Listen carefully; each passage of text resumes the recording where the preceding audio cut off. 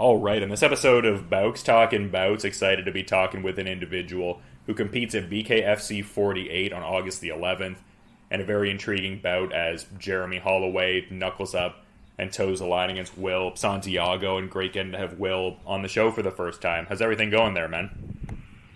It's going pretty good, man. Thanks for having me, man, and I appreciate it, man. I'm just man, getting ready for this big fight and just staying humble at the same time. Yeah, that seems to be like a good sort of confluence to exist in, for sure. And it seems like there's a lot of great things happening as of late, too. So kind of good to have that mentality, just with you being like 2-0 as a bare knuckle boxer and readying to compete again after like a big Knuckle Mania 3 showcase. Like, as much as you are staying humble, like, I feel like this has been a cool ride so far. Like, how has the bare knuckle experience been so far? It's been great, to be honest with you. I tell this all the time. I grew up doing this, so it makes me, I feel like I'm in my element. In my element, and the more I do it, the more I get comfortable at it. So it's been fun though. It's been fun. I can't complain.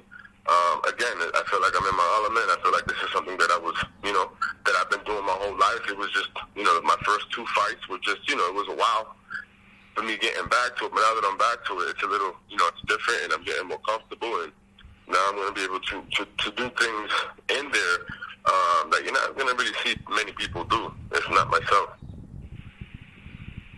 So there was a lot of street fighting in the early upbringing, I guess, right?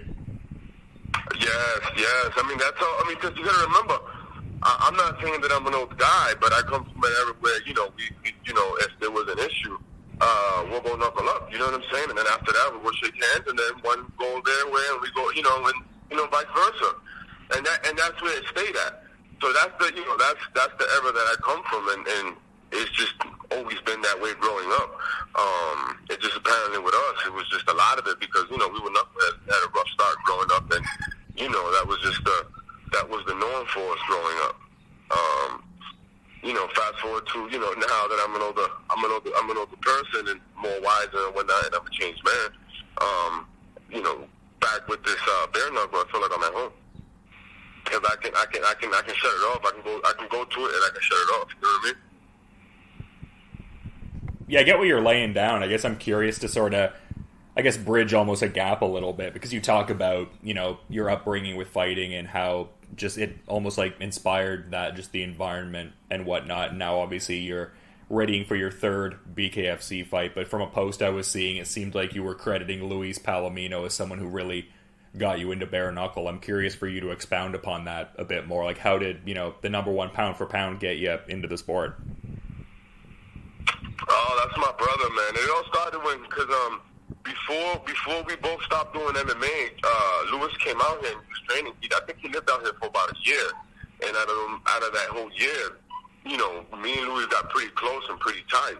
And then there was a time when he ended up going back home that he was like, I'm gonna retire. I can't do this no more. This MMA stuff, And there was nothing that I could do. There was nothing that I could do to convince him, and I was like, because I was still at that point, I was still doing MMA myself, and I think I was just getting ready to go on the contender at the time.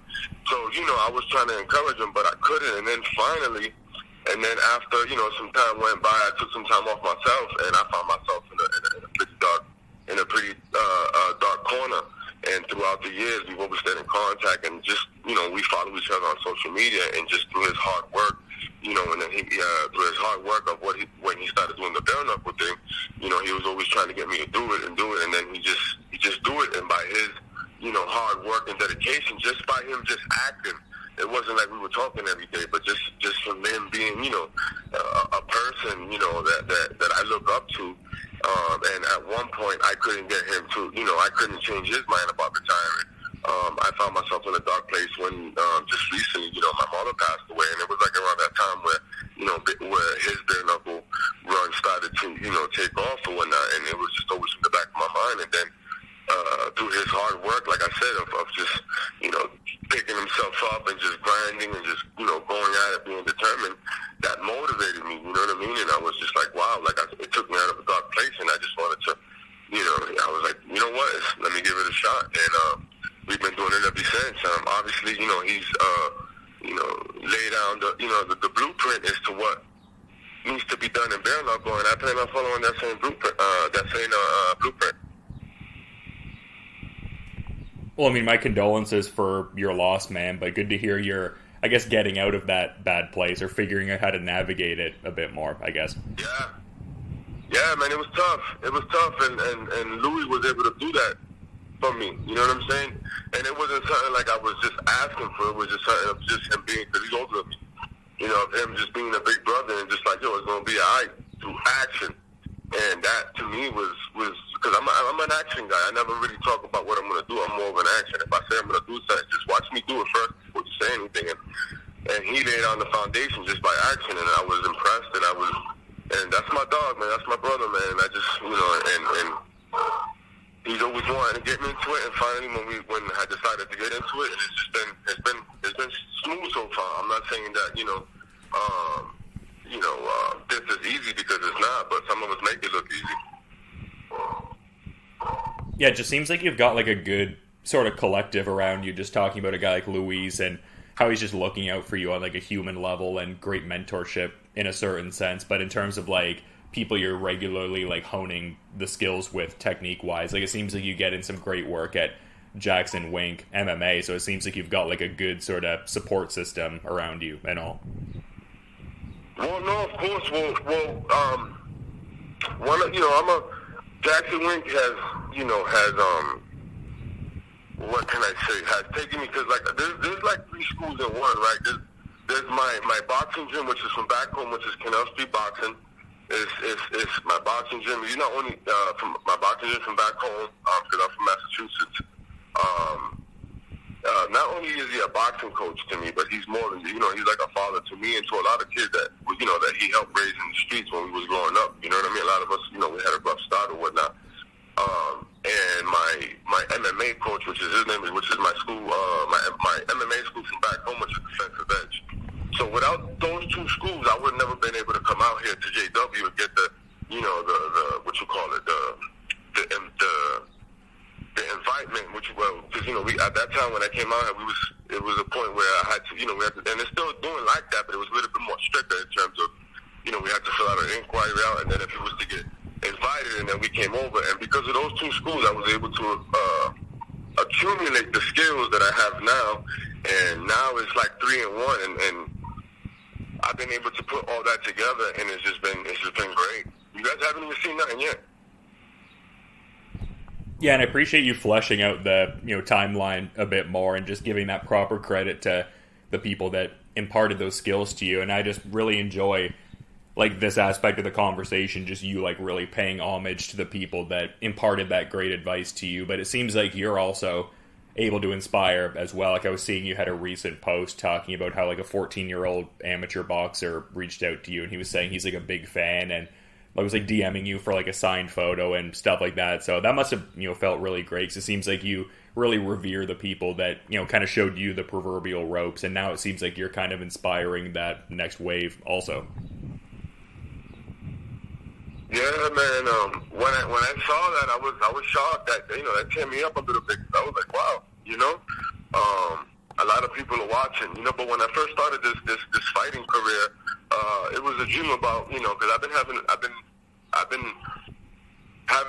wanting to be a fighter since I was a kid. That was one of the dreams and stories my mom would tell me when I was a kid, because it runs in my family. My uncle was the first cruiserweight champion in Puerto Rico, and I think it was in 1975. So it runs in the family, And then it's been something that I've always wanted to do. It was just we had a rough start and we lost sight of that. And then when I changed my life and I got back into it, it's just been nothing about giving back and trying to be an inspiration to myself first, but now that I'm realizing that my dream is not just about me, it's a lot bigger than that, then I just got to play the role in terms of, what I have to do to go forward in life. Because I'm a man of God as well. I don't know if you know that, but it's just about inspiring and helping and going forward, because I kind of feel like some of this generation is lost.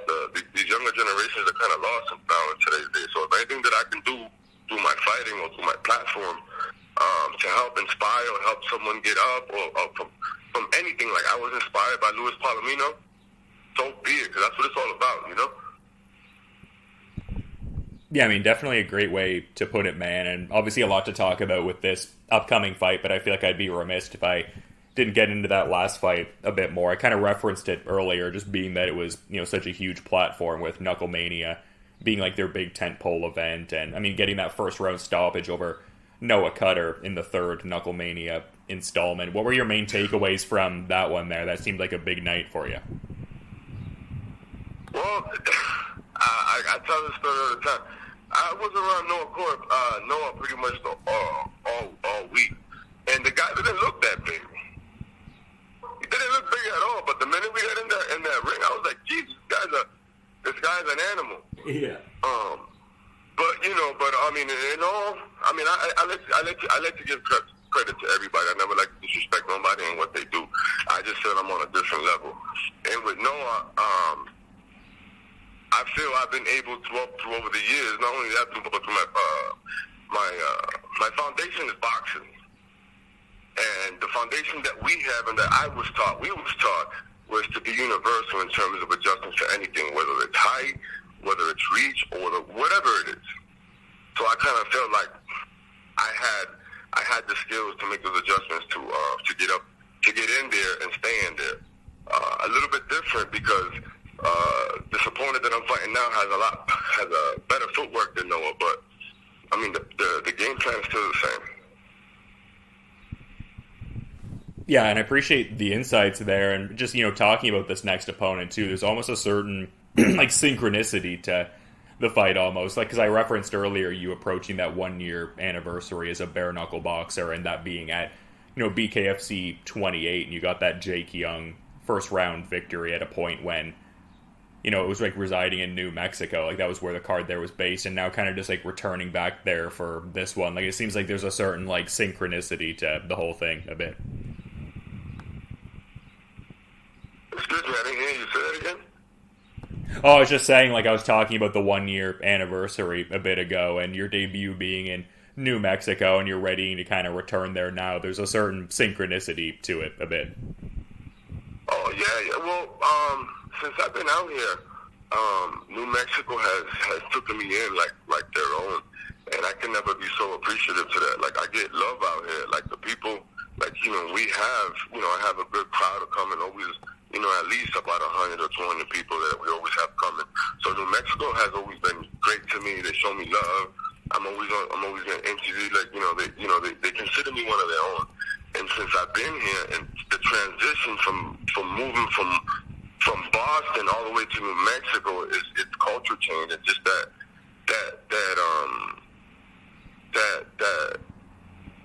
chance to be able to to just to blend in and to adjust.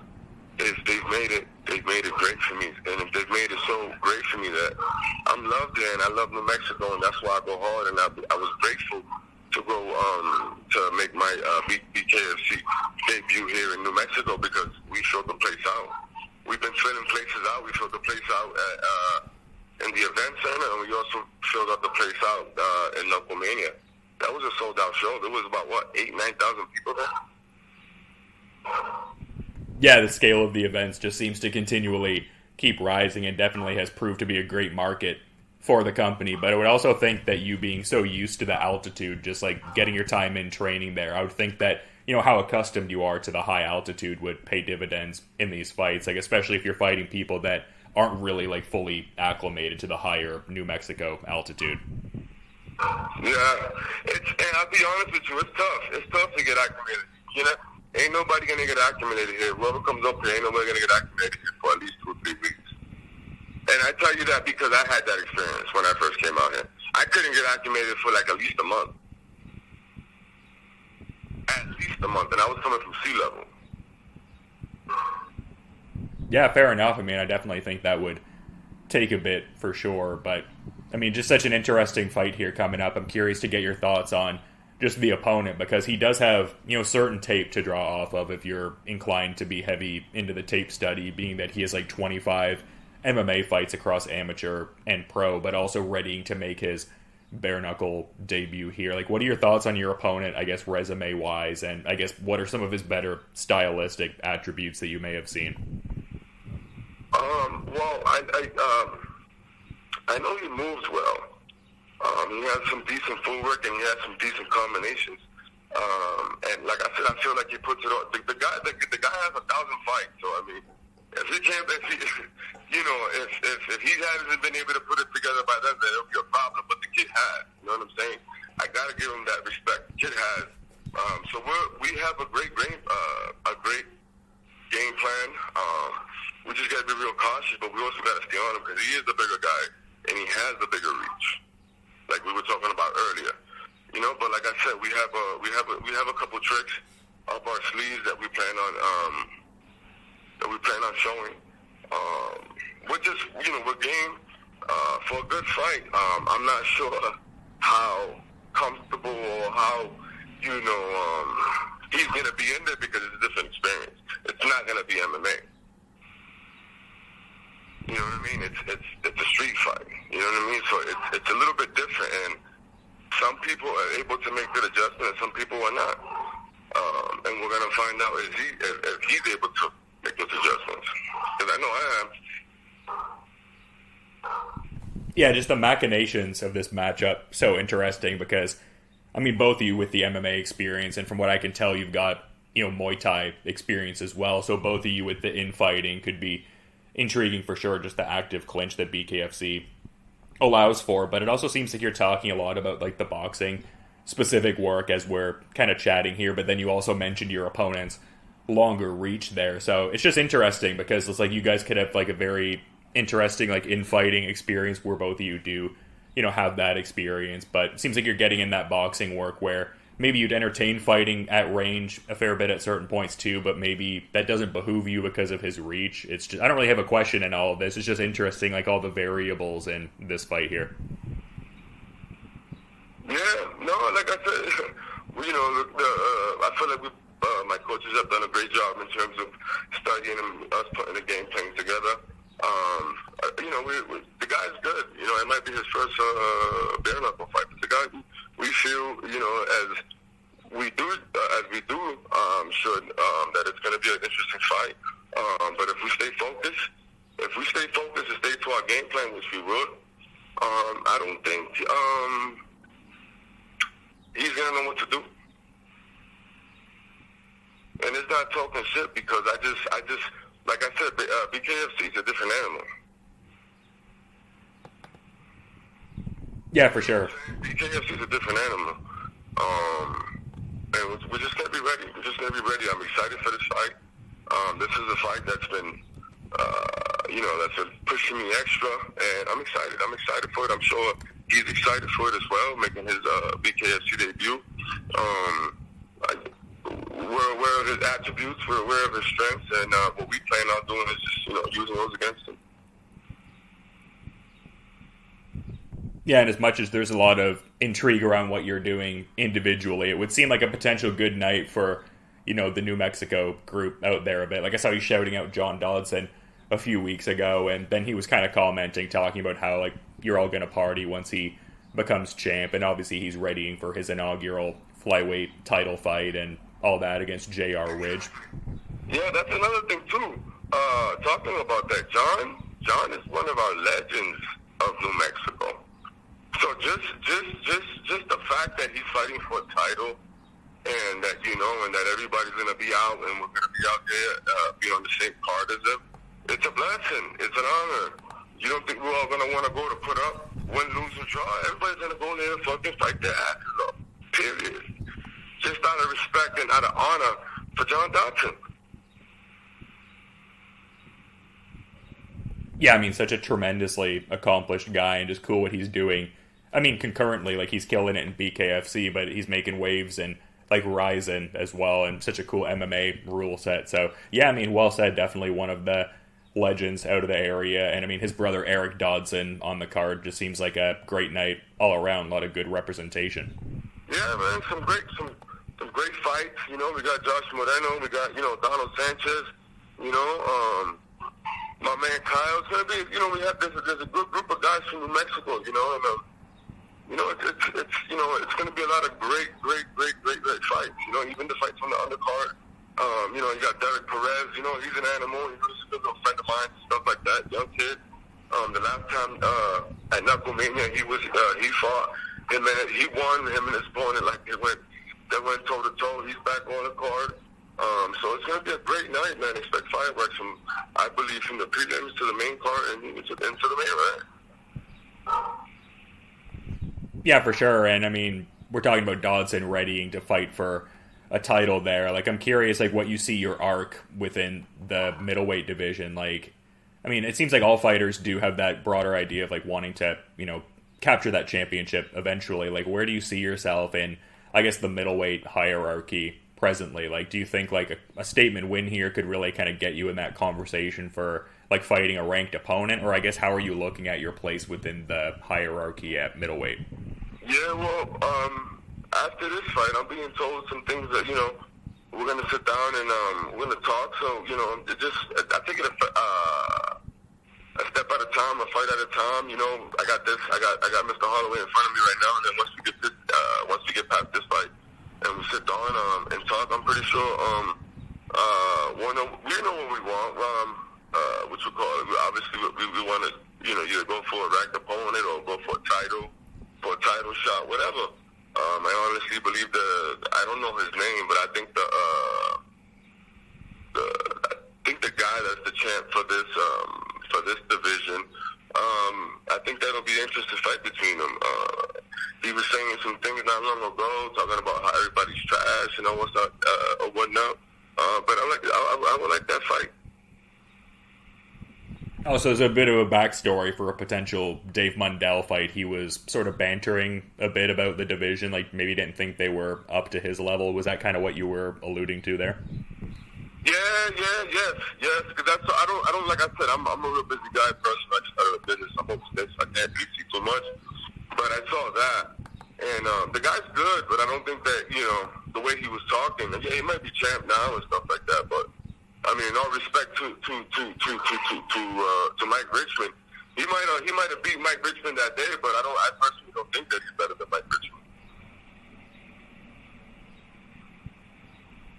Yeah, very interesting, and just like I said, an interesting time in the division. Just like a guy like Mike Perry being within the rankings, and he's obviously such a huge star for the company, and just seems like there's a great wealth of talent, like former champion Francesco Ricci still in the mix there. So yeah, no, I appreciate your insights into just the middleweight division, but I guess just being mindful of your time, like I was kind of saying before, like one of the things I did want to like touch on here, because I think it's remarkable like how many first round finishes you have, just 11 first round stoppages among your 11 wins in MMA and bare knuckle. Are we seeing that trend continuing here on August the 11th there? I mean, there's a bit of synchronicity there even with the 11 first round finishes and it being on the 11th, but do you see you notching number 12 in terms of the first round finishes at BKFC 48? Yeah, we're confident we're going to get a finish. We're confident we're going to get a finish. That's all I can say. Yeah, I mean, like I said, the track record very much speaks for itself, but I mean, like I said before, I very much appreciate you coming on and giving great insights, but do want to be considerate of your schedule, Will. So just in saying that, is there maybe any final parting thought you'd like to add as we're kind of wrapping up here, man? I just want to say thanks for having me. I appreciate you. Anytime, you got my number now. Anytime, feel free if you want to answer some questions or even after the fight, anything like that. Again, thank you for having me on. God bless you. And, to everybody, I want to shout out my schools, the Edge, Canal Street, JW, and just everybody out here in New Mexico, man. We're about to get it in. And just go from there. Team Albuquerque is pretty strong. And, everybody's pumped up to John, so it's going to be a great night. And just shout out everybody, man. Shout out everybody, man. I love y'all. Stay focused, stay blessed. And family first, man. Yeah, some great shout outs and very much a mutual thing. Definitely enjoyed, talking to you as well, but very excited for BKFC 48 and this Jeremie Holloway fight on August the 11th. But until then and all that goes down, man, you have a good rest of your day. And yeah, thank you for the time. You too, brother, man. Anytime, brother. You got that, all right? Anytime. You got it.